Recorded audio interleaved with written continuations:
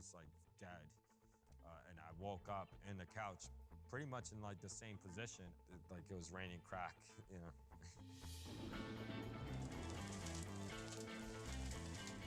It's raining, hallelujah. I mean,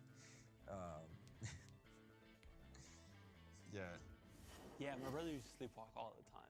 You know, he would just get up, sometimes just go to the couch, turn on the TV, and just sit there.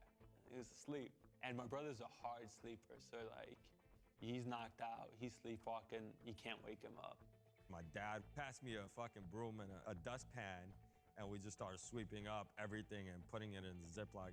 I was just really surprised that he helped me pick it up. I guess he understood that, you know, he couldn't throw it away. I would have probably had some repercussion on the street. He's like, get that shit out of the crib. It's like, whatever, you know, like, yeah, not a lot of people know about that. There was this crackhead named Chula. Chula was like next level fucking gangster. Like, I seen her like bring a knife to a gunfight, literally. So I get a call from her, and she's like, yo, come to building A. It was like 3 blocks. Go upstairs to the crack house. I got like 50 bags of crack on me. And I knock on the door, opened up. I go in there, make the sale. Next thing I know, that like the fucking cops, they bring that like the big black fucking shit that they knock down the door with. So like bang the door, and the other crackheads was just like fucking scared, and I was scared. And Chula was by the door. After and she, like, hours stood by the door stream. and was like, put her whole body into it. I had like 7 bags of weed on me, and so I took the 7 bags of weed and I just threw it behind the stove. Oh, that is a terrible And then fuck. eventually they just rammed the door. About like 10 cops and detectives come in and start searching the whole apartment. They find the weed. One of the crackheads snitched on me and said like that was his weed. I thought it was one of those situations where I'm like, yo, I'm only going in for weed. I'm good, you know, blah, blah, blah. I get out to the hallway. I'm in cuffs. And then this rookie Why am I cop, sneezing he so was much? like, What the I'm heck? gonna search him again. And I'm like, fuck. I remember I had a Rockaware jacket. It was like one of those flight jackets. And in the seams, in the seam of it, I had a little hole just slit right there. And I had a whole bunch of bags of crack throughout the whole seam of the jacket. And so he opens up, like, you know, spreads my legs. I'm still in cuffs. And like, he was very aggressive where like he banged my head against the wall. And he searched me. And then he felt like a little slit and just put his finger in there. And that was it. You know, he saw 1 bag of crack and he saw 2, 3. They just kept coming out. Like, shit, this is gonna be a serious situation. He was like, what the fuck? So then he took like a switchblade knife and ripped my whole fucking jacket off me with the cuffs on me. And that was it. That was my first felony. I had to be sent to Rikers Island. Damn, that's tough, man. It was a shock, Don't deal drugs. but it was a shock because I didn't want to tell anyone about it, especially once I got into middle school and high school. Slowly, he almost became invisible. It's not a pretty place. I remember like laying on my bed and there was just like thousands of mice just crawling all over the floor. It's like, Damn. like a horror movie. And I remember actually the second day I was there, somebody got stabbed on my bed with a broomstick. My brother had an Uber-style delivery service before there was like Uber Eats. Before they were seamless, there was Cost and Joey. How are you guys different from the more traditional militia groups? We won't compromise. I'm gonna keep trying to fight to get these people their right to vote. We hope to be able to test people. Did the CDC screw up? I'm not a conspiracy theorist. I'm a conspiracy realist. World leaders have failed us. People here are still out in the street. Decisions that we make in this election impacting us for an entire generation. Vice News Tonight, Monday to Thursday at 11 on Vice. This guy like dropped on my bed. Then I'm like, yo, get the fuck off my bed. The riot team came. We call them the Turtles because they come with like this, they look like Ninja Turtle outfit suits. The Turtles come in and you need to embrace for impact because they come in with the batons. They just start hitting people as soon as they come in the door, just banging anybody in the way. So you just got to hit the ground. And so they bang up a couple people, they take people to the box. The whole fucking dorm is just like, everything is just flipped, beds all over the place, you know. And I get back to my bed and my sheets were like just covered in blood. And I remember like the officer was like, yo, it's night, lights out, everybody go to bed. I'm like, yo, I'm not going to fucking bed. You got fucking blood on my fucking sheets right here. You know, I flipped the mattress around. There was blood on the other side of the fucking plastic mattress. But at least I got a clean sheet and went to bed. So at 17, I got probation. I felt like I was not gonna sell drugs anymore. I was gonna turn a new leaf and like do the right thing. So I graduated from high school. I got accepted to UAlbany. That was like one of the first people in my family to go to college. But I brought some weed with me. I was just gonna smoke it for myself. And my roommate, he was like, word, what you got? So like I showed him, he's like, oh, and he bought like $100 worth right away. I had no intention of selling drugs up there. It was just supply and demand, you know. Next thing I was bringing ounces of coke up to Albany, selling it. So like my branding was like these like plastic Ziploc Superman bags. After a month and a half in college, we threw a crazy party. We had like 200-300 girls. The cops raided us. Boom, knocked the door down. Came dogs, the whole canine unit. They found like this Superman Ziploc bags. They gave me an ultimatum. They said, you know, leave the school or I could get arrested. So I got like banned from college. I don't know why that was not a wake-up call for me, but I go back to Manhattan. I like went back to the streets and did it again. It was when like white people started moving to the Lower East Side. Gentrification, real estate started going up, rent was ridiculous, so that in turn brought in better clientele. So, Happy Endings. It was a massage parlor back in the day, and then it became Happy Ending, the bar, club. When Happy Endings opened up, there was like a set, just like hipsters coming down the block. These bars and lounges in the community offered better prospects and was far more lucrative. Joey and I literally would just go up to people and say, we have blow. People on the block thought we were crazy because we were selling to white people. Everybody thought a white person was a cop. We took that risk and we became that first group to hustle to, you know, random people. And that's where our hustle changed.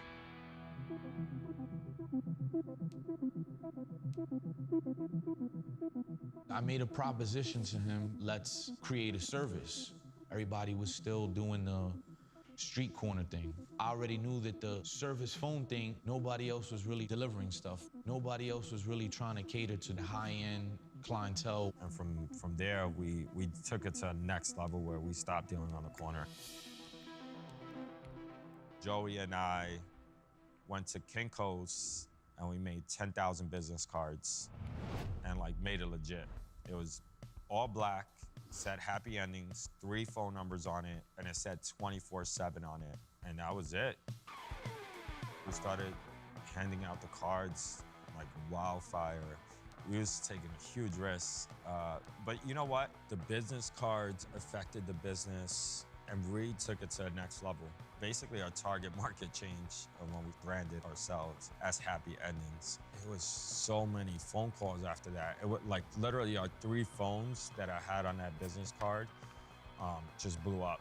My brother had an Uber-style delivering service before there was like Uber Eats, right? Before there was Seamless, there was Carlson Joey. Then it got to the point where we had 5 calls like every other minute, and we just couldn't keep up with that pace. So we had to employ people that was from the block. They didn't have their license, so we started buying bikes. In the beginning, it was local, so we had to meet the demand there. And then it started expanding. People started calling out in Jersey. People started calling out in Long Island. Everybody was hustling for us. Everybody that was our friends growing up became our employees. We started wearing suits because I caught that crack case, and then I was going back and forth to court. I spent like a year going back and forth to court. And every time I would go to court, I would wear like, button up, tie, a suit sometimes.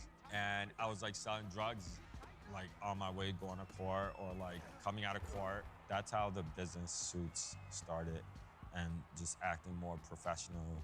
Dealing drugs on a corner, sitting on a milk crate was completely different from, wearing a business suit and going down to Wall Street and just fitting in. It took a turn, and it felt like we were incognito for a minute because it like cops would stop us and let us go sometimes because we were wearing suits. We looked like we had a legit job. We were running late to work while we were like doing 100 miles per hour down Fifth Avenue.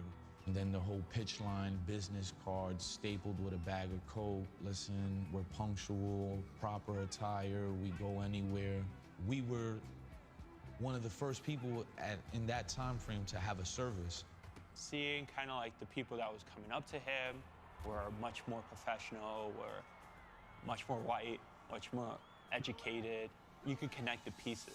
We changed our language. We changed the way we approach the individuals. I was not like, yo, what's good, blah, blah, blah. It was like actually speaking correct English, not ghetto language, making sure people understood us, and like proper handshakes, and like basically doing a startup where you're like being scrappy in every other way, and then turning corporate.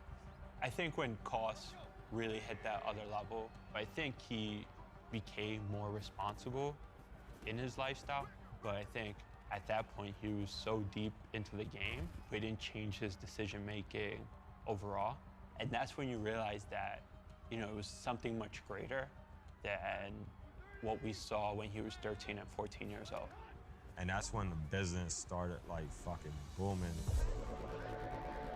I see this white guy, he looks at me and I look at him and he's like, Koss Marte, and I'm like, the fuck? How the fuck you know my name? He's like, pulls out his badge. City to city, coast to coast, Donkmaster Sage Thomas races his cars. We got 1,000, so what'd you get? I want about $30,000. It's my job. You gotta put kids in college. American classics, works of art, built for speed. Donkmaster good. I want to take him down. He's running that high rate of speed, so anything can happen. Donkmaster. New episode Wednesday at 10:30 on Vice. The calls were getting so insane that we were like literally picking up 2 phones at a time. Like we couldn't keep up with the demand. It became a real operation after a while where we had multiple dispatchers. It was like 12-hour shifts, and then just a whole bunch of drivers. It picked up so fast. The first few days, it was like $700 to $1,100. And then towards the summertime and out of nowhere, everything was just consistently, everything over $3,000 a day. The goal was, if we made $3,000 a day for 365 days in a year, that's $1,095,000. And then we had like stash houses in the Bronx and Washington Heights. It was like business 101, where we were like, all right, this is the game plan and this is how it needs to be structured. Koss wasn't the dealer anymore. Joey wasn't the dealer anymore. They had multiple levels within the organization structure, and they managed it almost as a CEO. You could say Koss was like the CEO and Joey was more COO. With the service, those were your clients, and you could gauge a quota off of that. Thursdays, I make this amount. Fridays, I make this amount. It's like if it's Fashion Week, that's going right on through. It doesn't matter. That's like one of the biggest weeks. The New Year's week is one of the biggest weeks. Certain holidays, like for Thanksgiving, it slows down because people fly to go see family members. They clean up. There's not that much action going on in the city. But as soon as that weekend, Sunday passes, they're right back at it, calling 1,000 miles per hour. Cash was everywhere, stacked with rubber bands. Like 20 grand was like this height. Just stashing it in closets, shoe boxes. You could stash like $30,000 per like Jordan shoe box. I probably was pocketing like close to $3 million a year. And I was only like 21. And we was just buying dumb shit. Stupid mink coats and chains and watches and shoes. And we'd go like to the Louis Vuitton store on Fifth Avenue and just like come out with like a small little shopping bag, but we'll be spending like 10 grand.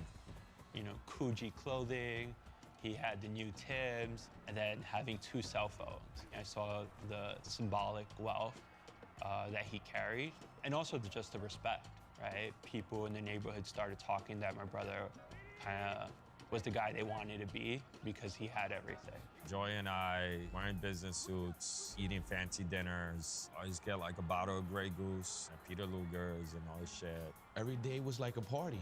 We just did whatever we wanted. We didn't have no sense of responsibility. So I ended up getting my girlfriend pregnant, and I wasn't ready for that. It put a lot of pressure on me to make more money. And I'm like juggling, like running the business, and I'm like trying to take care of her. And I started just eating everything she ate. We was just overindulging, living, splurging. Whatever I wanted, I got.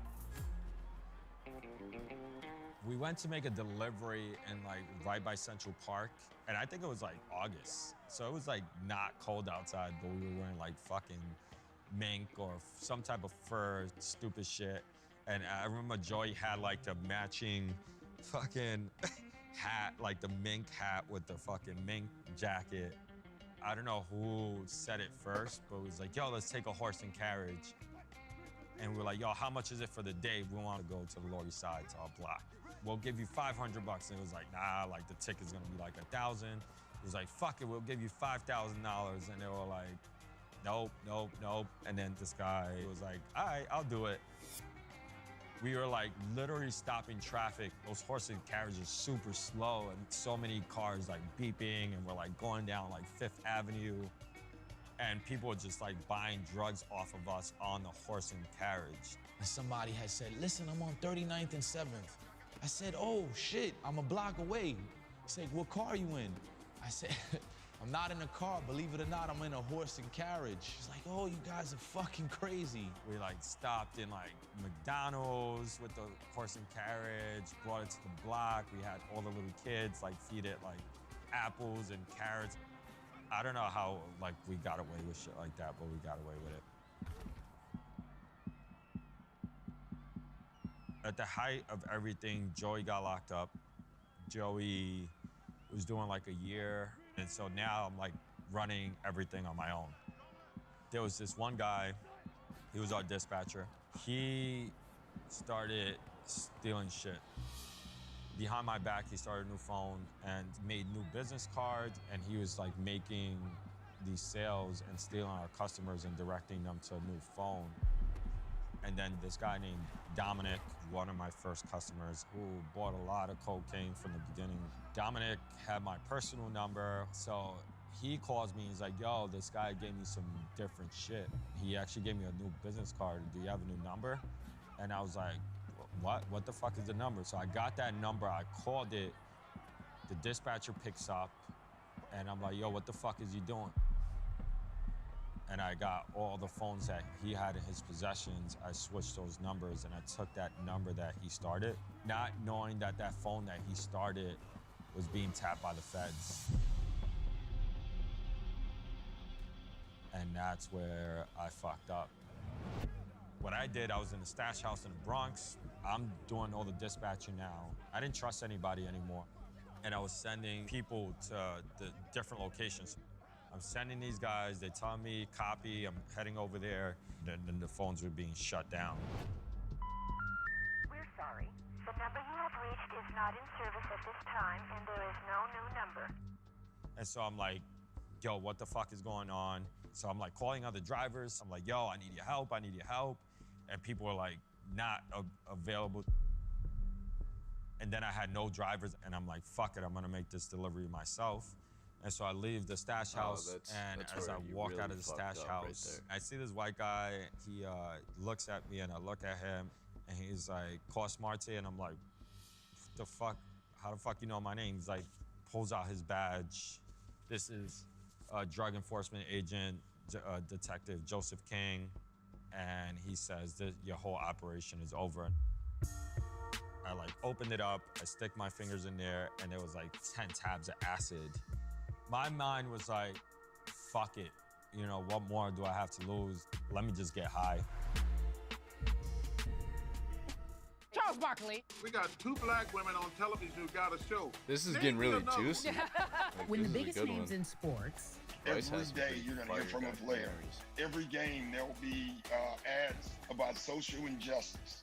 Want to talk about anything but sports? We're at a time where we need change. It's all about leadership, and leadership starts at the top. They come to stick to sports. Wednesdays at 10 on Vice.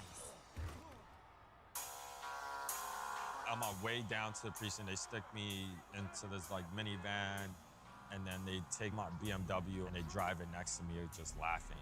And I'm like, these motherfuckers, man. These motherfuckers. As soon as I walk in the precinct, people are clapping, like whooping and hollering and saying like, you're done, you're done. And they take me to this corridor where they have like 10 cells. And as I walk down, I just see like all my drivers in those cells. They take my wallet, they take me to the bathroom, they like strip search me. I had like, I don't know, like 100 bags of Coke in my underwear. And they were like, what the fuck? You have like Coke like, you have more? They give me back my wallet. This wallet, I had a little zipper type of stuff inside. I like opened it up, I stick my fingers in there, and there was like 10 tabs of acid. My mind was like, fuck it. You know, what more do I have to lose? Let me just get high. Took the 10 tabs of acid. The bars were like waving me. I felt like I could just like open up the bars and like escape. And then they take me to the interrogation room, and that's when it really started hitting me. And I was fucking tripping like crazy. They told the judge that I was high on acid. Judge was like, you're on acid right now. You're on acid right now. I'm like, it's like, get him out of the courtroom. We're gonna hit him with the kingpin charges. Ended up in Rikers Island, going back and forth to court. Me and my dad went to the courtroom where we heard the conviction, and just staring at my brother, I felt like there wasn't a human there anymore. I felt like that wasn't the person I knew. It was kind of like a moment where I felt like he was lost. Course got locked up. I came out. I was motivated to get in right back into it, and I went and I turned the phones back on. Sure enough, they started their investigation all over, and it was the same officers that arrested him. That's how I ended up catching this case, 9 flat. I got 7 years, and I was sent upstate. My son was 18 months old when I got locked up, and it really, really killed me to be away from him. You know, I wanted to come home to my family. I stepped up, started taking him to baseball games, hanging out with him, kind of giving him a father figure to look up to. Chris had my back. You know, we got really tight, and I owe him a lot for that. I was in Green Correctional Facility. I see Glenn, and I'm like, yo, Glenn, what's good? He's like, yo, what up, yo, blah, blah, blah. I met Glenn, I think, when he was in elementary school. I remember him being bad. He was like a really bad kid. Well, it's crazy because I used to see Course every day on the block, and then I get locked up. Next thing you know, I see Course popped up and Green. I'm like, holy cow. He's heavy set, the biggest I've seen him his whole life. He had like some B cups, C cups. He had the belly. He had like 5 pounds on his face. I'm like, yo, what the hell happened to you? I didn't think I was like fat, or I didn't feel like I was gonna die tomorrow.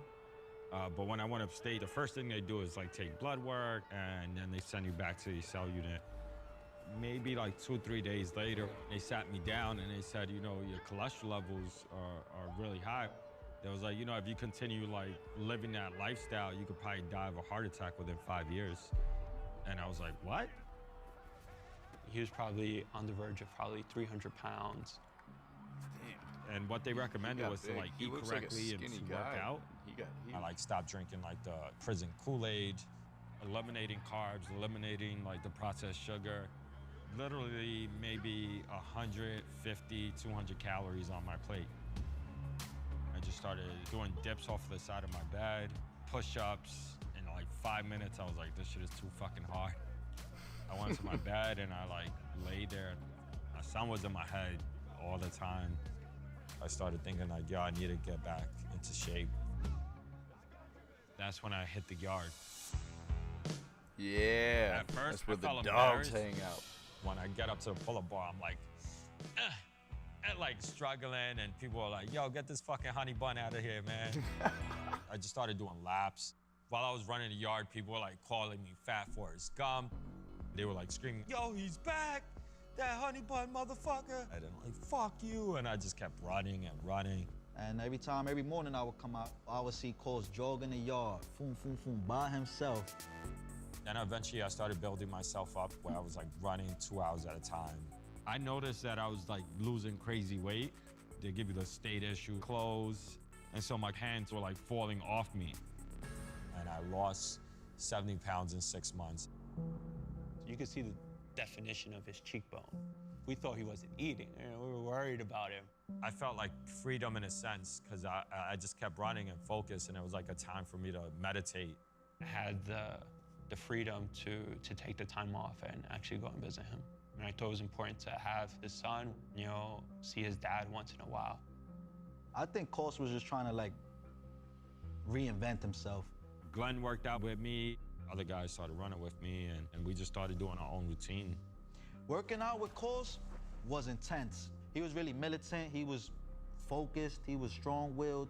And the workout will actually, you know, help us, you know, get some sleep, because it's hard when you're all alone in your cell and you're thinking about what the world is doing. I had 2 months left towards my incarceration, and this officer says this is a drug test. He was like, don't fuck with me, today's not my day. So they put you on a wall, and as soon as he gets like in between my nuts, like I move my body a little bit, and he punched me behind my head. I dropped down to the ground, pick up my glasses. The officer thought I was gonna attack him. So as soon as I turn around, he presses the button, and then they threw me in solitary. Damn, this man, he did nothing wrong, and the guard just beat his ass. I'm 19 years old. I'm about to be the biggest drug dealer that you can become. I was considered one of the best counterfeiters in the world. I smuggled a whole bunch of immigrants into this great country, and we most definitely made it great again. I should have stayed my ass at home. Oh my God, are they starting a war with me or what? I was a teenage Take felon. his advice, guys. New series Just premieres stay your Tuesday ass at home. at 10 Can't get in trouble on if it's Vice. at home. I did 30 days in solitary, and I was facing 3 more years. I started praying and asking God, how can I get back for all the wrongdoings that I've done? I felt regret that I hurt a lot of people, and I wanted to give back. What came to my mind was fitness. I wanted to start a fitness company. So I started writing, and I made it like a 90-day routine. I pictured myself doing a boot camp. Sounds crazy. Might be a little schizophrenic or whatever you want to call it, but it felt like I was training people and I was like acting. You know, it's like closed doors, you got nothing to do. I'm training and imagining that there's people right in front of me, and I'm like working out with them.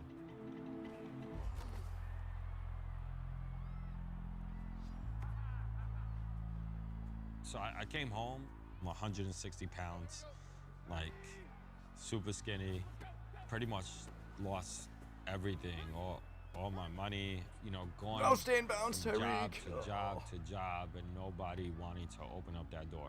So I went back to my mom's. I live on my mom's couch.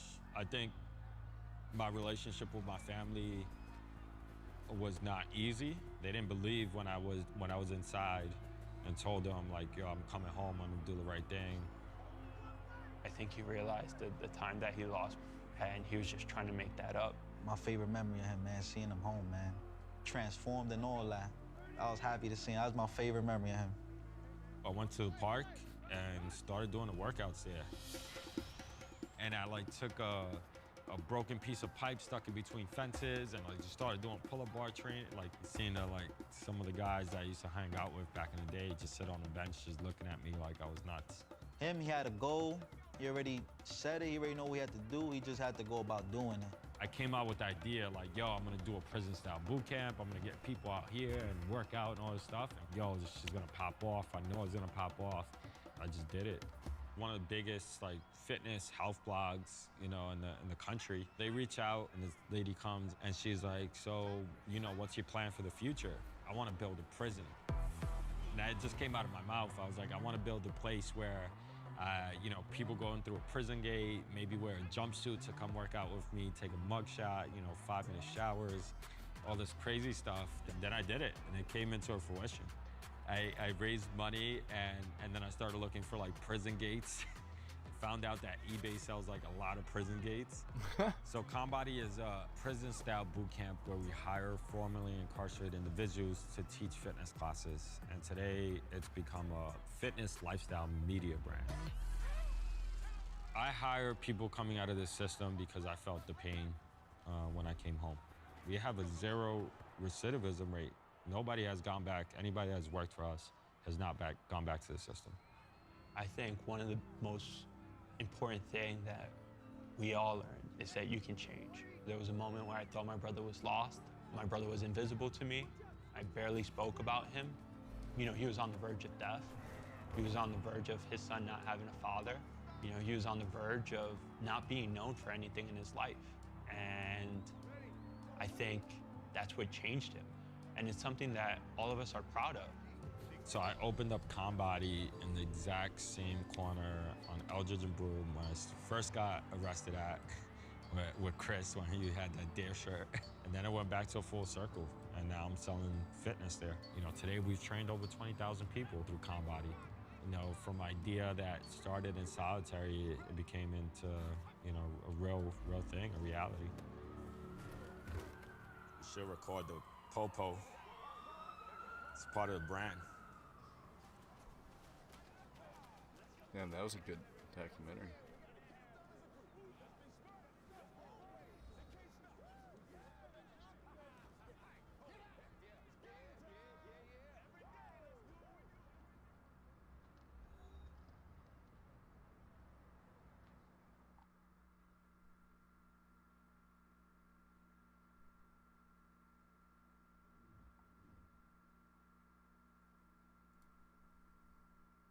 You drinking, Hood? Yo, everybody drinking. Y'all drinking, right? One thing my father told me, you have to go for it. You have to ask. Because only one or two things are gonna happen. You're gonna get a yes, or you're gonna get a no. My name is Msession Faluke. Professionally, I'm a first assistant director on production sets. I'm an ex-professional basketball player. I also coach kids. And on the side, I make these drinks called Oye's. Oye's through the summer. I'm lethal weapon, Danny Glover.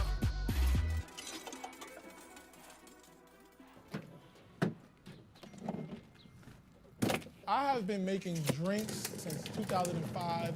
I started in college. Now, everybody knows me as Oye Mayo. I'm the guy with the drinks. I'm the guy with the Oyes. Everybody in New York City calls them nutcrackers. Nutcrackers in New York is a summertime staple. You can find nutcrackers on the beach, festivals, in the street. It's really just a concoction of different liquors with a nice sweet juice taste. We got blueberry. We got all the flavors. On a great month, no rain, all sun. I mean, you can make upwards of 20K. You're really not allowed to sell nutcrackers. I was never one of the nutcrackers that was like, nutcrackers, like trying to, yeah, I got nutcrackers. I got what you need. No, I don't do things I can't promote. This is the reason why I was never a drug dealer, reason why I was never a pimp, because I can't promote that. My drink, I can promote. Yeah, I've seen it in the New York Times. I was in the New York Times twice for my drinks. I may not be legit now, but the goal is to be legit. I've been doing this 15 years. 6 years ago, I started the brand Oye's, and from the first day that I started, I saw the vision. I wanted this drink to be in airports. I wanted this drink to be in stores, in bars, everybody's refrigerator. And all this time I've been doing it for the last 6 years, I haven't had that success. However, each year my hustle has increased. So definitely during this time of pandemic and coronavirus, I haven't been on any sets in the last 3 to 5 months. And that's how I make a lot of my money. A lot of the kids are not in school, so I'm not training kids. So this is very important to my livelihood, to keep it afloat, and even more important, and that is putting Oye's in the store, making it something legal, and making it a worldwide phenom. Being out from the neighborhood, Hennessy is one of the people's favorite drinks. They love the cognac with the mango. So I'm gonna do the mango, cognac, special. Ooh, look at that brown. The brown is in town, yes.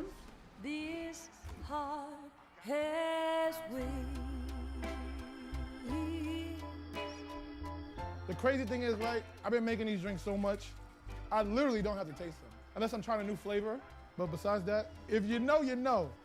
I won't tell you the type of juice I use, because it's a secret. Somebody put me on, they told me not to tell nobody. Because before this, I wasn't using this juice. He told me you gotta find juice that's thick and I can hold the liquor. Some nutcracker makers, they'll be making cognac and then they'll spike it with some 151. It's like, what are we doing here? That's a headache in the morning. I'm not doing that. I'm getting the cognac. I got the honey. I got the honey cognac. I throw about half of that in there. I am from the hood, south side of Jamaica, Queens, the west side of Merrick Boulevard. But I wasn't necessarily raised by the hood. It's a word that I created around the time that I created Oye's. And the word is Shabbalah. And Shabbalah means everything righteous moving forward. And it's a Shabba gang. It's a gang. It's a gang. You know, I know Vice, I know y'all used to gangs, right? But this is the most positive gang you ever heard of. It's the Shabba gang. And we live righteous and we move forward and we about pushing each other to the top. This heart has wings.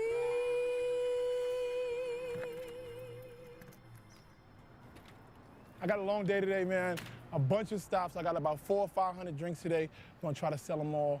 Long Island first, Queens, Brooklyn, Lower East Side, Oye's through the summer. Here we come. I'll teach you a little secret. If you don't freeze them overnight, you ain't got enough time, go buy yourself some dry ice. My money colored, my face colored. I'm Danny Glover, big booty lover. Oye's through the summer. This is a fun track, man. It's about the Oye's. Every time I get on the road, I'll play this. Turn left on Stewart Avenue. Stand up, stand up. Hold on, let me turn off this. Let me quiet this. Normally, I'm selling to New York City. Now, COVID-19 is here. Hey there, how are you? Good. I started deliveries. I got Henny, Patron, Ciroc, Rum, Honey Jack. I went backwards. I went backwards about 2 years into my hustle. You like the mango? I used to care about the customer, but because I was at places where so many people, I just made a good product, and that's all I needed to do. Now, with COVID, I have to make a good product, and I have to have a good relationship with my customers. I do everything for 60. Boom, wow. Gotta give the love. I always show the love. What up, baby? What's up, man? Everything good? How are you, bro? Good to see you again, man. Yeah. Yes. I'm just gonna make it work. You may get 30 of these, but you're gonna get a bunch. All right, cool. I put the killer dog outside. Okay, all right. Yeah, he's like 2 feet. Got the Patron Mango, I got the Rum Punch. I threw 2 big ones in there just for the love. You know what I'm saying? Thank you. You got it. And my daughter will be home Wednesday. Okay. They just turned 21, so. Oh yeah. I'll be here every weekend then. He's good people, man. He comes, he says what up. He's a good vibe. Give you a little extra for the ride. Yeah, I get a little tip. I like when it is, get a little tip. That's crazy. Right. He's really good at making connections with people beyond just like a transaction. The goal is not to just to be making all this money or be making money or selling drinks until I'm 40, until I'm 50, and then what? One day it hit me, it's like, come on, get it together, let's get going. So I come up here, usually I'm making my menus, presentation decks. The decks will be shown to potential investors. Right here, I got my total profits. That was in 2017, about $20,000. Yeah, this is me just having the idea saying, like, I wanna put a deck together. I wanna present it to somebody. All right, let me just put it together, and I just did it, and I didn't do nothing with it, but now is the time. I was at a point in my life, am I gonna continue to do OYAs? Am I gonna continue to be a street merchant? I got my degree, my resume is long, I've done this, I've done that. Am I gonna continue to do this? And it was like, yes, I'll take OYAs through the roof. I would like to show this deck to future investors, anybody that understands what it takes to go from the bottom to the top. Those are the people I want to invest, the people that invest in people. Right now we're in Brooklyn. We're about to go see my man, Kid Super, big time fashion guy, man. He been doing it for a minute. Him and his friends are gonna buy a couple drinks. That's the Kid Super package. Here you go, baby. I don't know how it all works legally, but it feels legal to me. To get drunk. To get drunk? To get drunk? That's what he has. Like- I'm getting like, no, like medium drunk. Here you go. Boom. Big boy. $20 bottle. I take you right where you need to be. You know what you need? You need a Jaeger one. I know. I'll hook you up with Jaeger. Definitely. I would love that. No, definitely. Jaeger. Definitely. No, I'll literally hit her up right now. Hit her up, call her, put her on speaker. Let's talk about it. He was like Patron, Penny. I was like, where's the Jaeger version? And so he's ready to talk big business. Yes. And we're thinking the launch party is in the back of the pool. Ooh. That sounds like. And we're on Vice. Right now. Okay, so we'll show you. Come in, Vice. Come in, Vice. Let's do it. This is where it's gonna be the OYA's launch party. Yeah, right here. I told you How many people can fit in the pool? I'm thinking like a good 200 to 300. Today was amazing. This is the best day of the summer I've had since Corona happened. Probably a little over $1,000. I may have not sold as much today as I usually would sell, but something more came out of it. I didn't know he was gonna call Jaeger and say, hey, we need to figure out how to make Jägermeister OYAs. Even if they don't invest in me, at least they know I'm here. I see success in me now, but I don't see the success that I want. I'm not at the goal yet, but I am successful. 2020, in my head, was my last year selling drinks on the street. It just happened that COVID came around. Next year, you're gonna be catching me in the stores, you're gonna be catching me at the airports, you're gonna be catching me at the bars. Anywhere you go, you're gonna be catching the OYA vibe.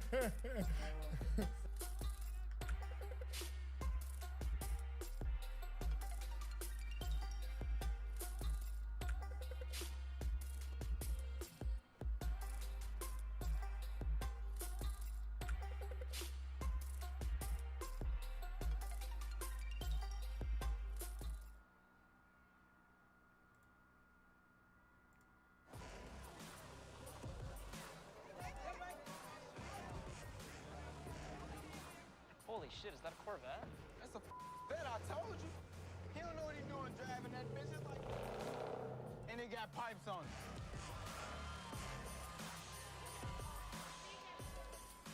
I got my time here. He with the camera crew like I told y'all, mother.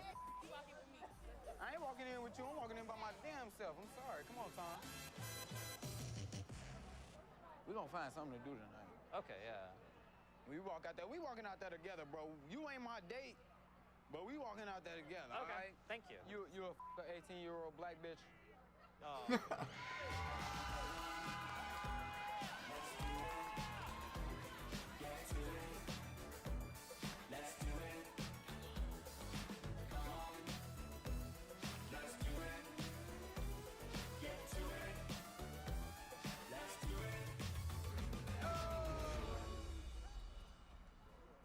Graduating high school is the quintessential American coming-of-age ritual. It's the one we all go through no matter where we are in the country, no matter what background we come from, unless you're a weird homeschool kid. As more kids go to college and adolescence gets extended from 18 off into the 20s for a lot of people, it's a rite of passage that many communities, I feel, take for granted. However, in a community like Gary, where not everyone graduates high school and not everyone makes it to 18 alive, it's still a big deal. It's still when you become a man or woman. It's been a decade and a half since I graduated high school. I have no clue what kids get up to these days. Are you worried at all about like teachers smelling weed off you? Man, they smell that shit every day. I met a kid named Keith who goes to a school here called New Tech. Do we smile or no? No smile. Man, we do anything, man. No smile. Okay.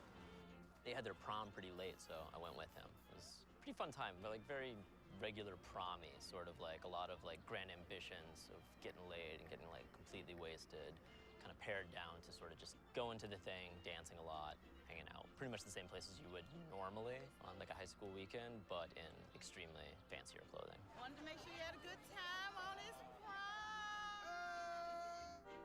Keith's also got a friend named Tristan who goes to the fancy art school across town. I got restricted from parties by my girlfriends. How long does this restriction last? Is it indefinite or? Life. For as long as she's there, that restriction's there.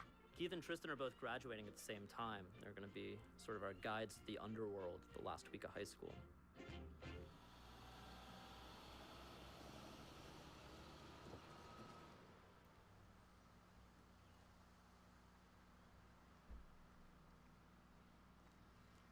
Monte called. Hello? Yeah. Phone's blowing up. Yeah, nigga, where you at? You need to come pick me up. Come to my block. Nigga, I'm on feet. Any day you go right there. That boy faithful, I swear. Yeah, good friends, man. Oh yeah, man. We all we got. How you doing, Monte? Oh, I'm good. I just came from a job interview. I got a job today. Oh yeah, where at? Charlie's in the mall. Oh, they hired you, bro? Yeah, I start today at 4:30. Oh, shit! Yeah. That's the I'm talking about. Nah, that's it, bro. The whole squad got jobs now. Gary has kind of like a track system with their high schools. Instead of having like everybody in the same building, there's like a separate school for like the arts and gifted kids, and then New Tech is like the trade school. That's where Keith and his friends go. This is my senior checkout card. I need this to get my cap and gown so I can graduate. Oh, cool. So it's like a little scavenger hunt. Yeah. Mr. Bodie, the man I'm looking for. We need that golden signature. Mr. Smith, we need them signatures. I need your John Hancock. For what? I blew cards. No, I'm not signing it. You ain't signing it? I can't sign it. Why? That's all I want you to name. You got a pen? I got, man. Do anybody have a pen for this man, please? Rumor has it it's an electric chair back there for the bad kids. No. Miss Hogan already signed right there. I had you. You remember? Oh, yes, that's Yeah. So Keith, Michael, and Monte all got, I think most of their signatures they need to pick up their cap and gown. That's like the order of business today. You got a bounce 3175? No, I ain't got no balance. Matter of fact, when they sent me my stuff, they didn't even send anything. Like what? I don't know. You gotta call my people. Oh, your people. It's like whatever muscle was in the school is just relaxed, and all the kids are just kind of floating around. Attendance is pretty much a formality at this point. So tomorrow, the last day, all right, I'm finna go get all my stuff out my locker, too.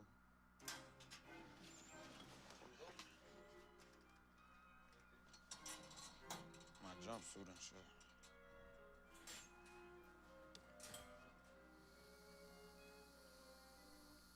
Just the shot, bro.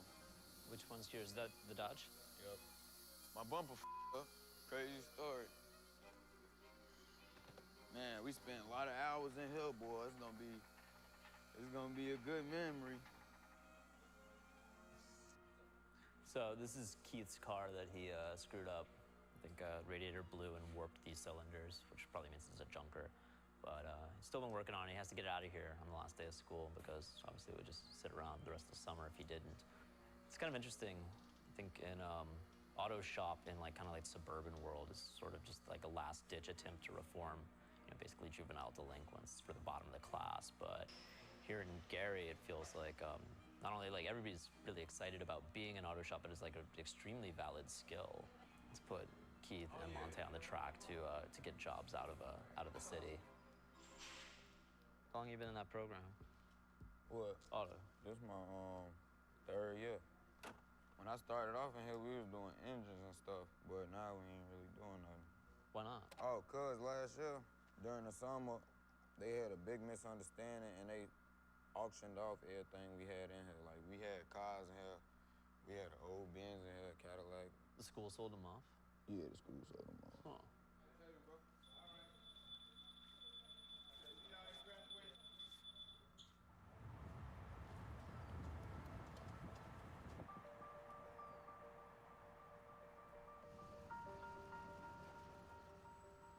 Gary, Indiana is in pretty rough shape.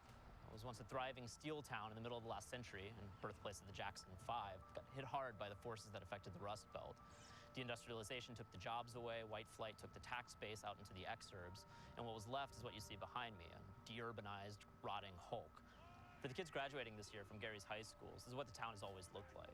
Kind of goes without saying, it's a pretty harsh place to come of age. This the G, man. This Broadway. Back in the day, they'll show you pictures. This used to be lined with cars. All these businesses open, thriving.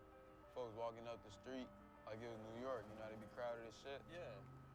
That's how it used to be, man. And I look at it, I'm like, damn, I wish I could have lived here. You feel me? Back when it was like that. Has it always been like this for you, or is it? For me, yeah. Come on, man. Know y'all been hitting all these potholes in Gary. Yeah, the roads are a little rough, man. Little. That's the school we used to go to. It's abandoned now. That field has not been mowed in a long time. That's how all the schools is around here. That's abandoned and all of that. Is that because there's like less kids? Like what's, is it just money or is it because people No, have what moved it out? is property tax. You know, they get money off property tax. Right. All these houses are abandoned or becoming abandoned. And then the people that do have houses, they not paying their taxes. You know, they getting foreclosed and all of that. That causes our schools to have no money. This is my guy Anton crib, this green crib. Oh, cool. So we're in actual Gary right now, right? This is actual Gary, and it's kind of a bad part of town. Really? Everybody know everybody. Oh, shit. Yeah, good. Actual setup, yeah. Yeah, that's how wet it is. It's dripping. What's that? Bless in the bottle. Oh, how do you do that? Just tap it a couple of times. Tap it a couple times? Yeah. All right, come on, we got an hour, Anton. Don't trip. When Gary had his first black mayor, Gordon Hatcher, that's when all the white people started really moving out of Gary. And then all the towns started changing their names from Gary. Like, Gary used to be way bigger than this. Yeah. Now it's Gary, the hood part, and then there's Miller, which is the beach part. And then they got Lake Station, which used to be called East Gary. That's just Lake Station, Indiana now. Hey, y'all came to one of the greatest cities in America. Y'all just don't know. This is one of the hidden cities. Gary? But let me tell you, yeah. You gotta get the powder. Gary been filled with a lot of good people. And it still is. Got superstars coming out of Gary, you know. So they getting ready right now. You know, you don't really hear them right now because they going to college and doing all that shit. I'm telling you. You're going to hear a lot of good stuff coming out of Gary because it's not all, you know, drinking and smoking and doing all this, you know. Now, y'all might catch that at Emerson with my guy Tristan. That man, he like taking like 5 AP classes, senior class president. Yeah. All that shit, you know. Y'all gonna get a different glimpse when y'all catch him and shit. Hey, everybody be quiet. This my mama. This my mama. Hello?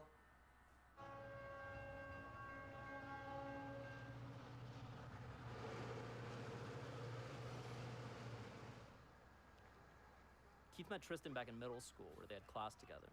While Tristan's dad still lives right down the road from New Tech. Holy shit. Tristan drives every morning to another school, Word Emerson, which has a program for gifted kids. Morning. Is this you? Yep. Dude.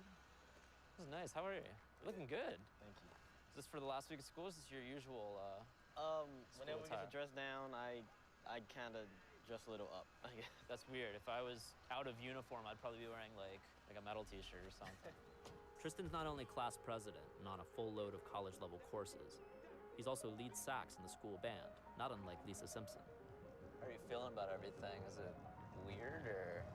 I really don't know. I know I'm gonna go straight to college and do the same thing I've been doing in high school. So. Where are you going? Morehouse. Summer's rolling out before you. Yeah.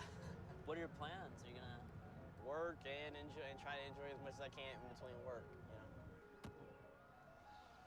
Just waiting on Tristan's girlfriend. What's her name? China. China. Okay. Giving China a ride. Mm-hmm. Makeup.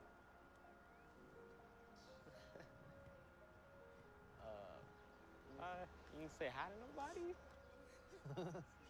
Hey, I'm Thomas. I'm China. China, great to meet you. Great to meet you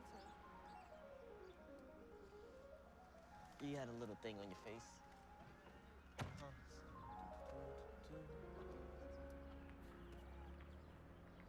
Thanks to Tristan's flashy choices, I guess I'm out of a ride now since he only had space for his girlfriend. I don't know if that was kind of by design, but fortunately, I've been to high school before. I know how things work, and I have my own car. So, crisis averted. Let's get to school. So we're at Emerson's in Miller, which is kind of like the nice part of Gary. It's up by the lake. There's a beach here. It's got a little main street with brew pubs and cafes and an indie art gallery. And it's a fitting place for like the nice art school where the fancy kids sort of go. Beat us. Cool. You guys on time? Or? Yeah, we're fine. Cool. Yeah, our class wouldn't mind anyway. We're Awesome. done. What do you got first? Government. Government. Cool. You?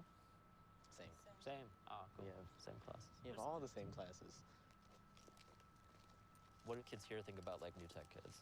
I really couldn't tell you. Do you know what they think about Emerson kids? Is there like a reputation? You guys like the smart ones? Or? We do, but I don't want to say it on camera. What is it? Oh, okay. I can tell you, but if it's too much, you cut it out. They think we're a lot of gays.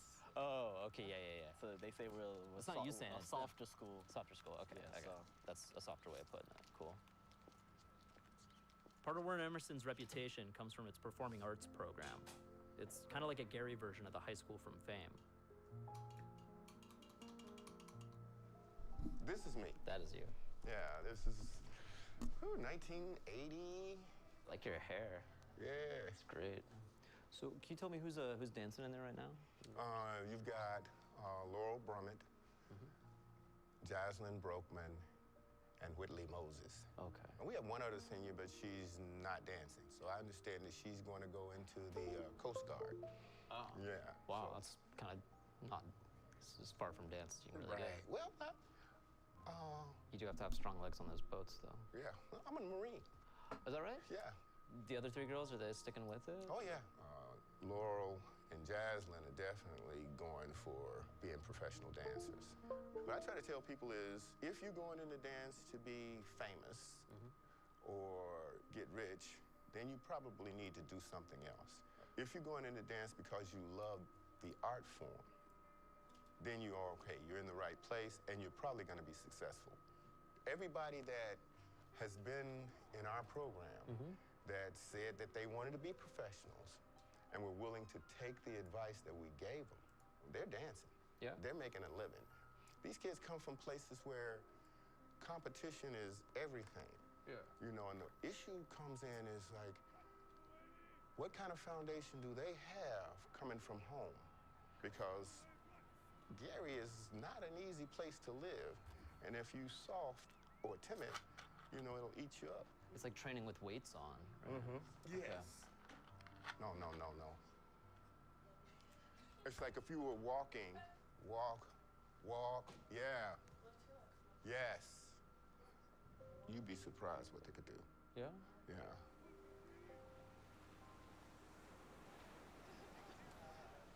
What? Oh my God! Okay, I'm gonna skip rocks. That's what I'm gonna do. That's a good one. No, is this even a rock or? That's a square rock. Nope, never mind. Caught the wind on that one. Hey, Tristan, True Religion. Oh, my jeans. Okay, I'm good. This is probably the most wholesome time I've spent on a beach in decades. These are kind of definitively good kids. Seniors. 15. 15. So what are you guys' plans for summer? Are you guys gonna hang around? It's work for me. And then you got college, and are you going to Morehouse too, or? Purdue Calumet here. Oh, cool. So it's dawning on me that these are like straightforward good kids, what you would call nerds, but there's levels of nerd. They're not like kind of the sweaty, like unkempt nerds of our youth who couldn't hold down a girlfriend. No! Tristan looks like he's in a John Hughes movie with his sports car in China there. They're kind of like nerd aristocracy. You can't handle the thumb, China. You can't handle You guys nervous about like a last summer together, or is it? Yeah, no, it is. Yeah, I may brush it off a lot, but yeah, I'm really nervous. A little bit, trying to drag this summer out as long as I can. Oh man, that's 1 month. Huh? It's like a month. It's like it is like a month. So it's a solid month.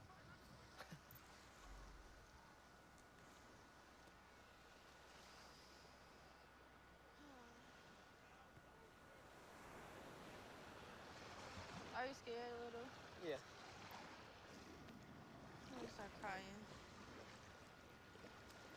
What is this our last time coming to the beach?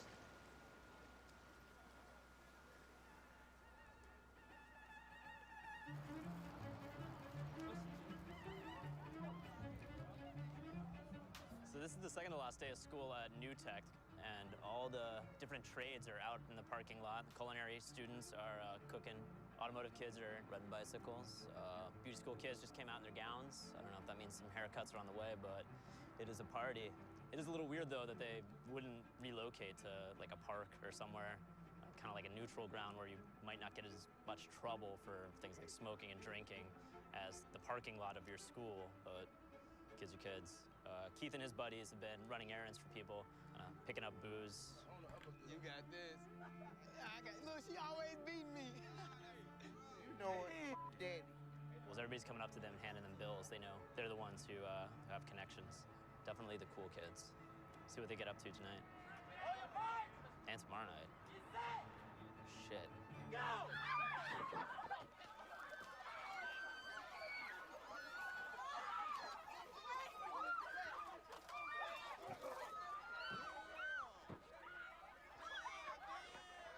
I missed my chance with the ammo. No. Oh. And now I'm just completely in the open. I think I made it, though. Oh, shit. I'm not even a senior. Hazed.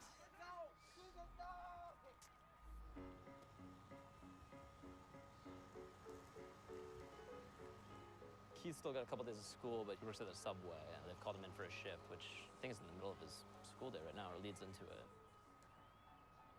Yeah, where you at? I'm in front of my crib. Come pick me up. Hey, guys. You gotta pull up to my house slamming like that. You disrespectful, you gonna pull up to my house slamming? You know we heard you before we seen you. But, huh? Yeah, you got what I need? All right.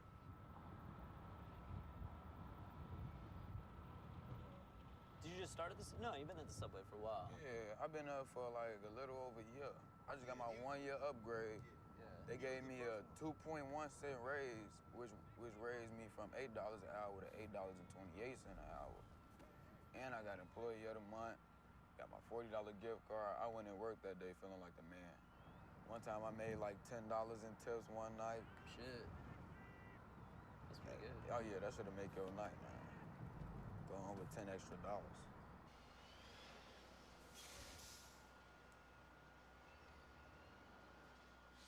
For somebody who turns up as much as Keith and who, in fact, smokes weed on his way to his job, Keith's actually got a really strong work ethic. Gets up, irons his shirt every morning, like wins Employee of the Month. I'm not sure how sustainable working at Subway is, though. It's a good summer job, but curious where he goes after this. Good. Good work with this, man. Huh? Oh, thanks. This is a nice sandwich.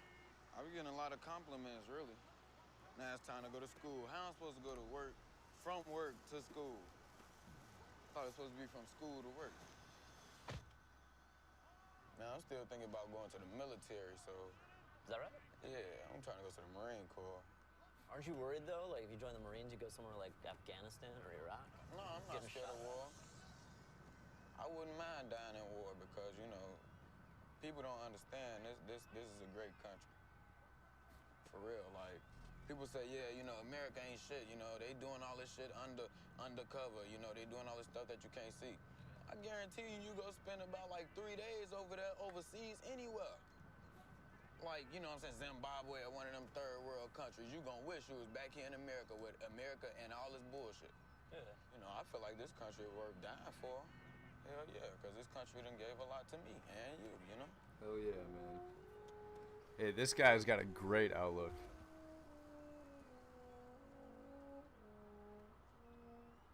Despite the fact that school's out and also it's the weekend, all the Emerson kids still have stuff to do for graduation. Tristan, who's in the Emerson band, has to play something, and he's having a little like weekend practice with all the other band guys in his mom's house. Hey, how you doing, man? Hey, man, what's up? How are you guys? Oh, snacks. Sunny D. Good pick, my homie. Gotta message my boo. There's a method to my junkie madness, and when it's moved and disturbed, you cannot find anything anymore. Oh, I This is love why her. you never clean. I love her Never, so ever much. clean anything. Here, she got you guys. This is an announcement for my graduation ring that she's just being courteous. Cool. Oh, wow. Properly invited.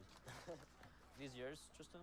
Yeah, those are from the dinner dance and honor roll and band. Dude, Tristan's Most a likely beast. to be president. That's a pretty good accolade. Good superlative. Best smile Mel. Yeah. Yeah. Aw. I'm gonna get another ring. I'm gonna get another ring too. I'm getting another ring. Oh yeah, you guys talking about high school rings? Are you guys gonna get those? You're not wearing them? I'm gonna just wait till I get out of college, get that maroon ring. Yeah, that's what I'm gonna get. Yeah, I never got one from my school. Should've got one. Yeah, I kinda guess I should've. 1, 2. I didn't get a high school ring or class ring or whatever. We're back at the beach. Understandably, since it is in proximity, this is the place where most people come to hang whenever they can.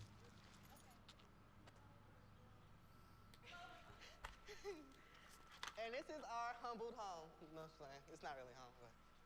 This is incredible. It is, isn't it? It's just like beautiful. Why isn't everybody hanging out here right now? You guys have this to yourselves. Yeah, This is a spot. it is like perfect view and everything. Yeah. Where are you going to school? Purdue Cal, and then later on go to Point Park University in Pennsylvania. So yeah, just spread out everywhere. Do they have good dance programs there? Yeah. Those are the good ones? Yeah. Mhm. We're trying to make it in life, you know. Hell yeah. 1, 2, 3, 4, 5, 6, 7, 8. 1, 2. Crazy. You go point, up, and down. And you do this, and you do that thing. Yep. Dance is definitely like one of my biggest passions, because I just love dance. Like, I can't see myself not dancing. Did you like Emerson? You're gonna miss it? I'm definitely gonna miss Emerson, especially because it's a performing arts school and like we have the dance and stuff. And I've grown up with these people ever since I was in like 6th grade. Yeah. So I'm gonna miss it so much. But then again, I'm kind of glad I'm leaving too. Go turn, go 1, 1, up, boom, boom, boom, boom. Round, go. I'm on about move 1, and they've somehow added 13 more moves. If you turn your heel out, Yeah. Oh, and up then on turn the heel. out. Down. Yeah, I know. All right. Are these like standard moves that you guys all know, or are you just making them up on the We're spot? just making up on the spot. That's insane.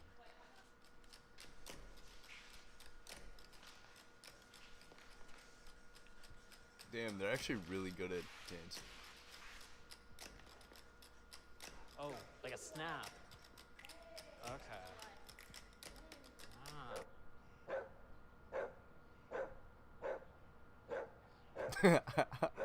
That dog, bro. He's just gonna keep going the whole time. Morning, we're outside Keith's. Keith's been up for a little bit. I think he's taking a shower right now. Gonna wait. His first day since school let out, where he hasn't had to go to Subway, pull a shift. So let's see what he gets up to. With this newfound freedom. It's interesting, like the way I grew up, and I feel like in most like white suburbs, like hitting 18 technically marks your entry into adulthood, but it's like adulthood. You know, like there's a wink to it. You know, you're not really an adult. You're in your infancy of adulthood. You aren't really taking on responsibilities, and there's a Yeah, very they're getting the healthy hoop out. cushion of your parents' money and being able to stay in their house and shit like that. That kind of gets you, if not through college, at least through the next 3 years. But Keith and his buddies, treat the end of high school as like the actual rite of passage it kind of once was. Like they're psyched to be men. They're psyched to not only have jobs, but they help each other get jobs. It must have something to do with growing up in kind of such a resource-deprived area.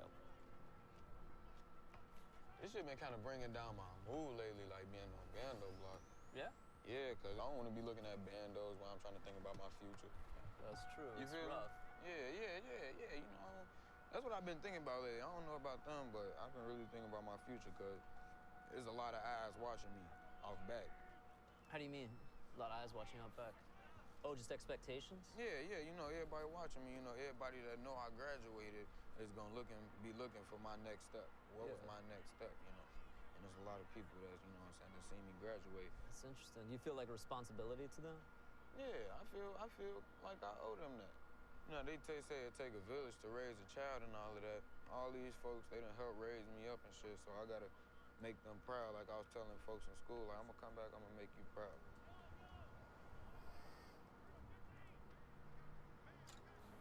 How you doing? Hey, Miss Hogan. Hey, baby. Hi, I'm Thomas. I know Thomas. You look a little different than at the prom. Oh, yeah. Yep, graduation next. It's good, bro. Yes, Tuesday. Not 9 o'clock. Don't be late. I got an interview at Monday at 12 o'clock. Okay, you're gonna have to do something different Yeah, I because the know. picture's at 12 o'clock. Yeah, I know. I'm gonna be there. I gotta reschedule the interview. And wear the shoes that you're gonna wear. Okay. Yeah, the nice shoes, right? Church shoes? Okay. And bring your cap and gown because we're taking our picture. I'm just trying to stay there for this summer, though, I guess. Because you're going to go to school, right? Okay. You gave up on the Marine? For right now, Why? people keep You ain't talked to me. What happened? People keep telling me not to go, Who mainly is my people? brother. You get to go to school for free. You get to see the world for free. You get free clothes. That is true. Free The food and military board. plugs you on a lot of I mean, things, But I but think I just got a lot of choices, and I'm just trying to, like, I can go to Abbey Tech for that automotive. There's thing, always or I can that go to Abbey risk. Tech. having a lot of choices and not having looked at the pros and cons of each of them, you're just out there. You can't wait on things because waiting for somebody to tell you this is what you need, it'll get you left in the dust.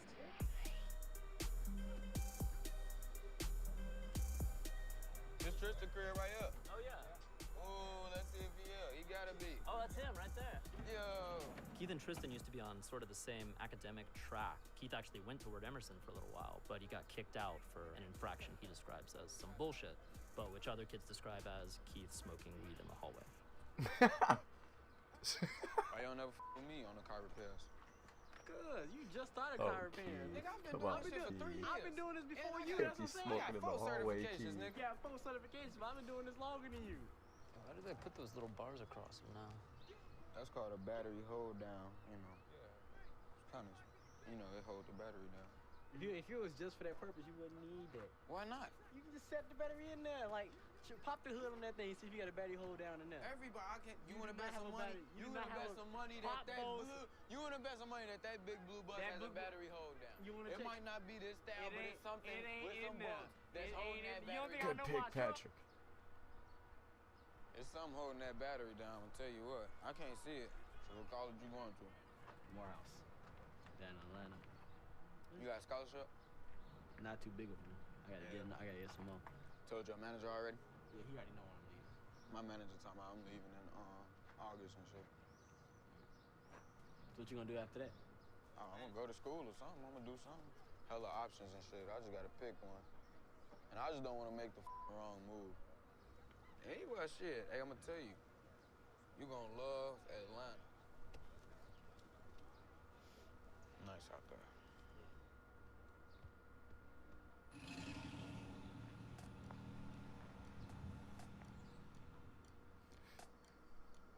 I almost feel bad because like History of high schools in Gary. these kind guys of are so mirrors the city close itself. and From the they're early just all like 1900s splitting up up. to the 50s. You know, it's Gary had one of that's the most how it is robust after and high kind of school. But, progressive like, public school systems in the country. Like they were But dealing saying, with they the were economic they're all downturn they and white got. flight, people took their kids away, and now the Gary So, like, School that's gotta Board be has tough. shuttered as many schools as they have running. Driving around, you see way more abandoned schools than you see active ones, including the one behind me, which is Horace Mann School, which is named for the father of public education in America, which is a tad ironic. All right, this is the hallway. We're gonna go right to the dance studio. So wait, this is you guys' old school? How long ago Bro, did you guys leave? it's so then? We left my abandoned. 7th grade year. This is Mr. Bro room. I remember this. I've never been in here or seen this or anything. It used to be the nicest mirrors right there. Yeah, we can go. You can go up there. You can go up there. We had dancing up there. They got a hoop. So this was the performing arts school then? Yeah. The place had a lot of resources and amenities. Damn. Is that a piano? Yes, it's a whole piano. That's so tragic, bro. What How do you it guys think just this is? I was just got thinking that. I abandoned. just walked past it because I don't want to touch. Matt, look at that. I'm not gonna touch it. Is that a bomb? Yo, we gotta make Gary Or a limb? great again. But no, it's not haunted, right? This one person like was on for prom or something, and something about her date or something. So she went upstairs to the third floor and hung herself, and like the rope is still there. And Yeah, my sister said they ran up there and touched the rope one time. Like they were dared to touch the rope. It's actually there? It wasn't just like a legend? Can we go see that? Go see the rope. Bro, that's This place crazy. looks like it was amazing before it turned into the scariest place I've been in the Midwest. You know, there's a sense in which Gary's actually kind of like an ideal place to be a teenager. I mean, like spots like this would have been gold. When I was in high school, it's a place to, hang out and do drugs, try to make out with people, and it's haunted, which is like bonus gravy, but you can never find those places out in the suburbs. I guess the real difference is when, there's one or two of those spots in town that are fun to explore, and when the entire town is the abandoned building where people do drugs and are afraid of ghosts. Oh Christ, are they dancing again? This never stops.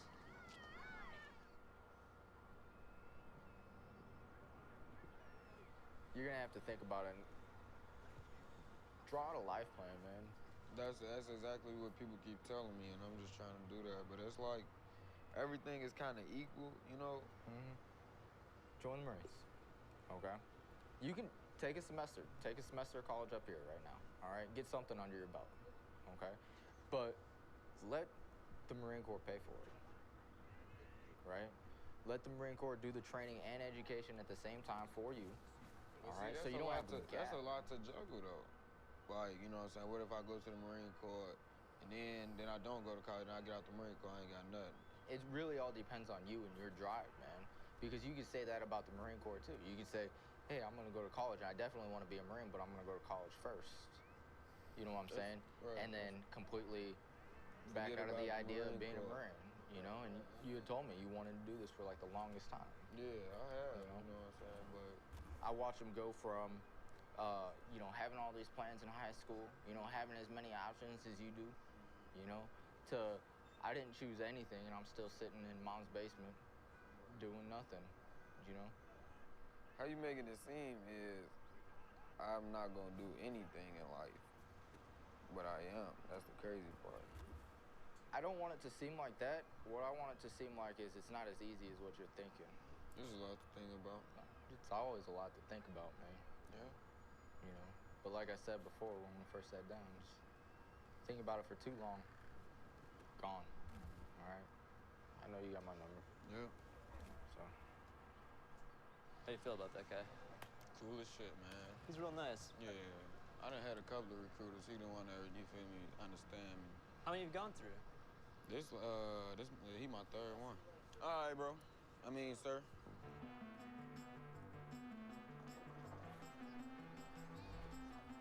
I said, what kind of ball should I get? I got tiny little wrists, though, man. I'm not the best person to ask. I'm really bad at bowling. I am too, that's why. Oh, okay, cool. Watch me. Oh, killed it right there. That's a spare. Oh, come on. If you're grown, you gotta throw the ball. Which ball are you Like using? rolling normally. Just the kids' balls.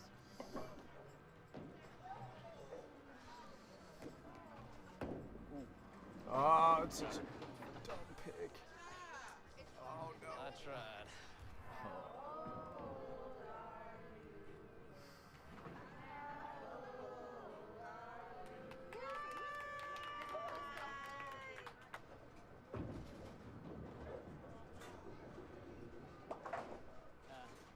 Tristan's not great at bowling, but it is sweet of him to come out to his little cousin's birthday party like this. I've noticed about Tristan's where, most teens have a very distinct way of behaving around their group of friends and their family.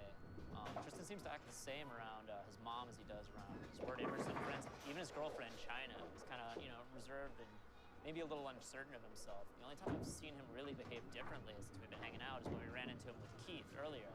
And he immediately became kind of like a lot more relaxed and loose-seeming, kind of like classically cool. And I don't know if that's something that like he feels more comfortable around Keith, and Keith brings it out in him, or if he's trying to like keep up with Keith, who is extremely cool and confident. Let me see it. Let me see it. Let it go. Let it go. Let it go. Oh my God. It's too heavy. It's too heavy.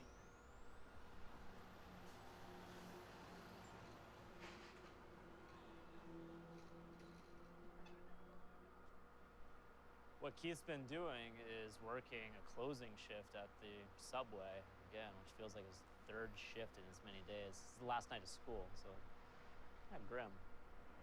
Yeah, man, it's the last day of school, and I'm at work tonight before it close. You know, I know a lot of stuff gonna change. A lot of people I was used to seeing every day, I might never see them again, you know. But I already prepared my mind for that, you know. It's all a mental thing.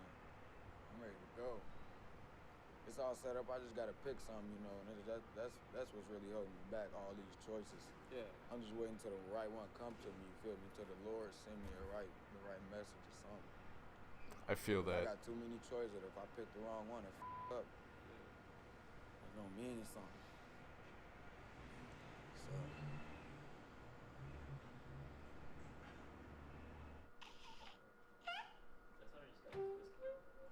One, two,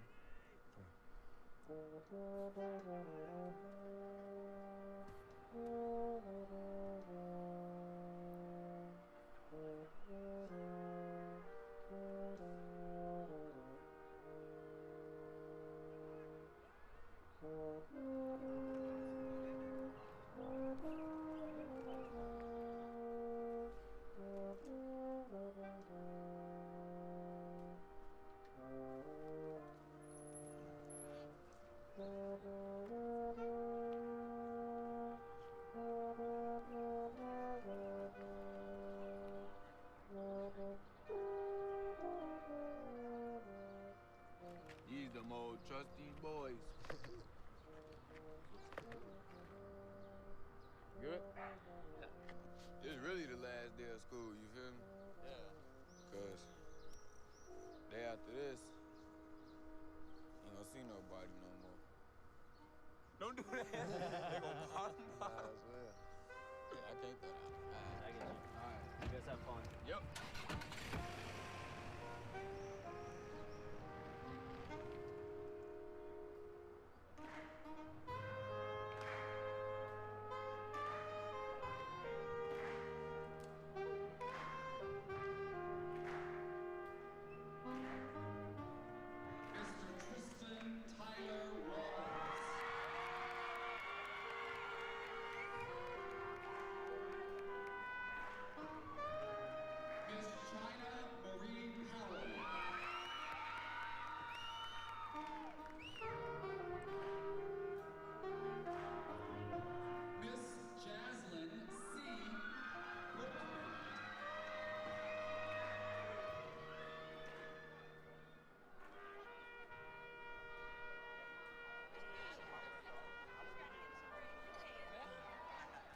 How you feel? Good. You're on the left side now? Yeah. Welcome to the left-hand path. I'm an alumni. Old man and all this stuff.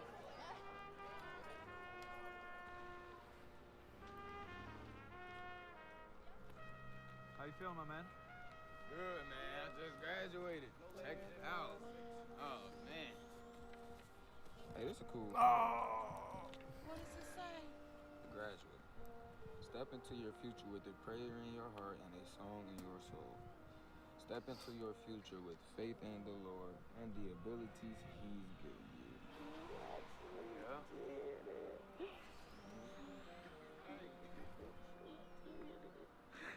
Been a long one. Been a real long one.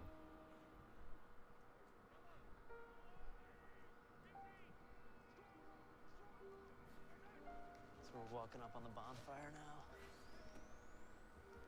I'm rolling in here with Tristan and China. I think Keith's supposed to come. A little later, he was rounding up girls. Getting kind of psyched, actually. I don't harbor much nostalgia for high school, but this is definitely one of the few like American coming-of-age rituals. It's infectious.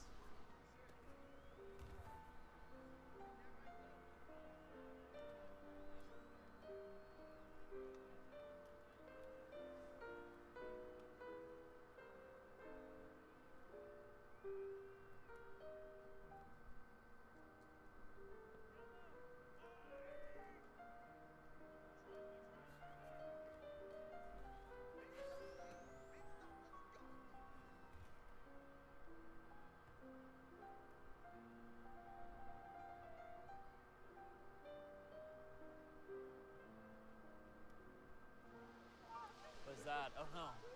Oh my god, the cops are here. Whoa. Shit, so just as the party was getting going, two, I guess, beach cops? They didn't look like real cops, just came out with flashlights and busted everybody up. Man, those cops. I'm stoned.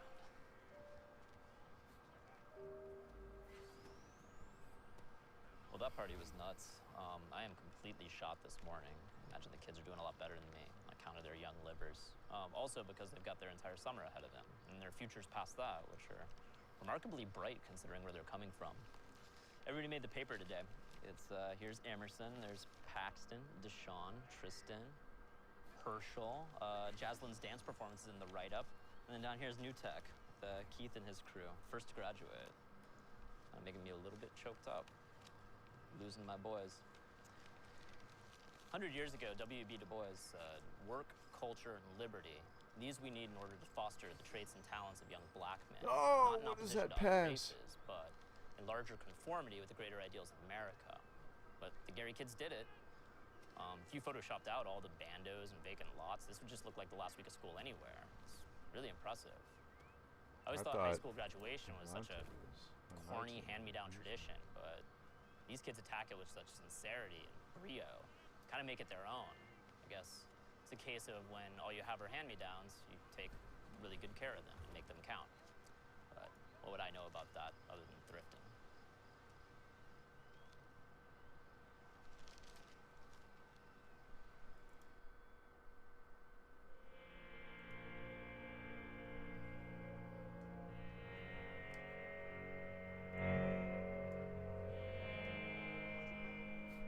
El contexto migratorio de la ciudad de Tijuana está vinculado a su situación geográfica privilegiada por ser vecino de California. 45% de los migrantes que cruzaban Estados Unidos lo hacían por Tijuana. Por muchos años hubo una malla llena de agujeros que era muy fácil de cruzar, por supuesto. Anteriormente la gente la deportaban y al siguiente día pues regresaba otra vez a Estados Unidos, porque la frontera no estaba tan vigilada. Sin embargo, las cosas comenzaron a cambiar a partir de 1994, cuando Estados Unidos implementa varias operaciones a lo largo de la frontera con el propósito de desviar la corriente migratoria a las zonas de desiertos y montañas.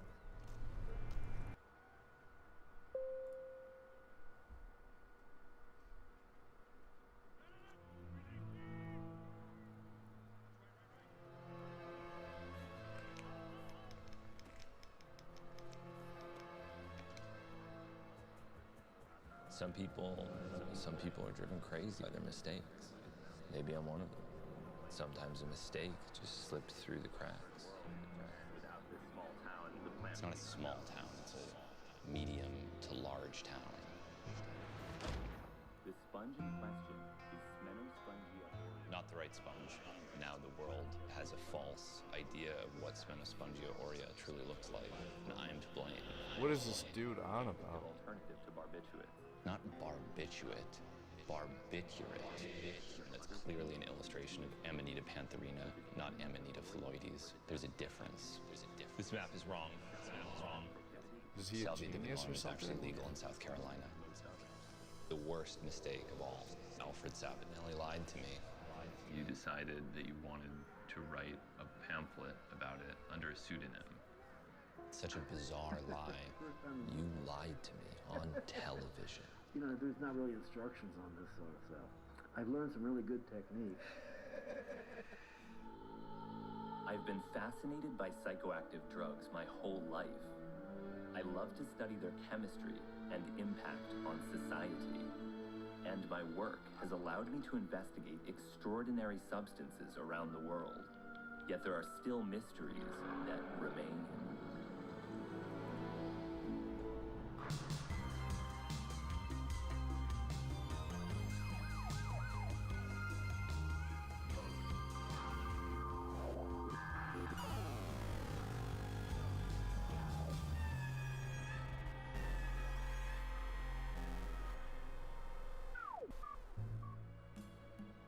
In 2017, I solved one of the greatest mysteries in ethnoherpetological history, centered around Bufo alvarius, the only species of toad known to produce a powerful tryptamine called 5-MeO-DMT.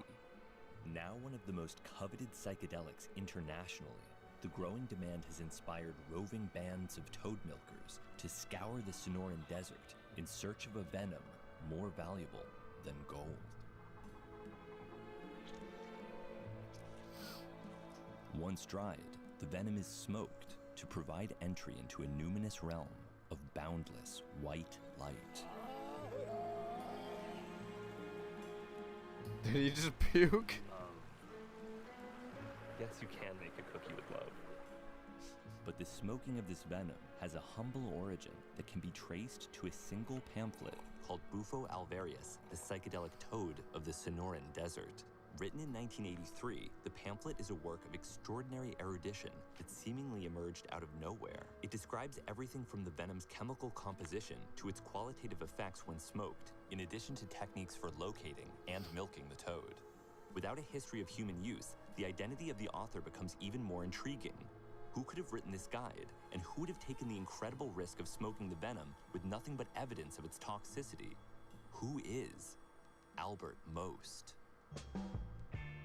After interviewing several claimants to the Almost name, my evidence led me to a toad specialist and incense entrepreneur, Savinelli, who reluctantly acknowledged his authorship of the pamphlet. He published his pamphlet in 1983. Yes. He's lying. Do you tell me how you got to the point that you were investigating toad Is this venom? dude like a human Google? It began by How does he me know if somebody's gathering lying? Like river he just toads, does an expressing instant the fact venom check on the and like cigarettes and smoking it. And I propagated a lie. I noticed that you dedicated the pamphlet that you authored to Pat and Quanah. Is that Quanah Parker that you were? And who's Pat? Pat was his wife. Quanah Parker had 8 wives, and not a single one of them was named Pat. I could have looked that up. After the episode was released, thoughtful viewers were quick to offer constructive criticism. I knew there were unusual things about him. He didn't live in Denton, Texas, where the pamphlet was published. He didn't have any of the original pamphlets, any of the original artwork, any of the original t-shirts, also a red flag. Was it modesty or dishonesty? I called one more time to set the story straight. Why was Venom Press based in Denton, Texas? Were you living in Texas at some point? I want to make sure everything is factually correct, that you are Albert Most. That's almost correct. But Hamilton, let me get back to you, okay? I was duped. It was my responsibility to evaluate the truth of his claims. These mistakes have consequences. A shameful history of journalistic misrepresentation of psychoactive toads has resulted in the tragic ruination of lives, none more severely than a clinical pharmacist and toad educator named Robert Shepard. Although he wasn't Albert Most, I hoped Dr. Shepard could provide insight into the consequences of unscrupulous toad journalism.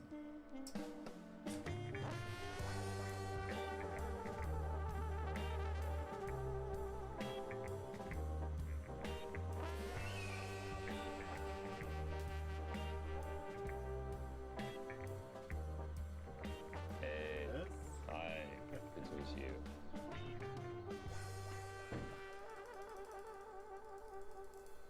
I didn't do anything wrong.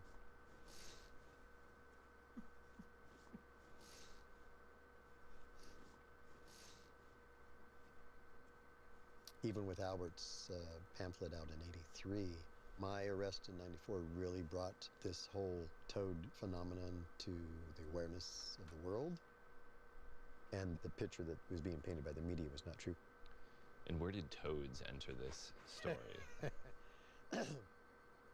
The toads, I was teaching at an outdoor environmental education school, teaching 6th grade students various different reptiles and amphibians.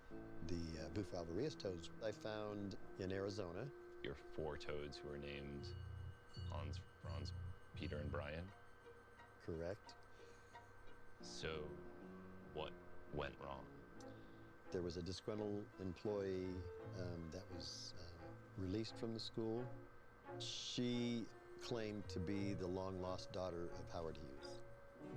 And she was calling law enforcement, telling them that I was giving drugs to the children. Law enforcement appeared on the scene and asked me, "So Robert, what are you doing?"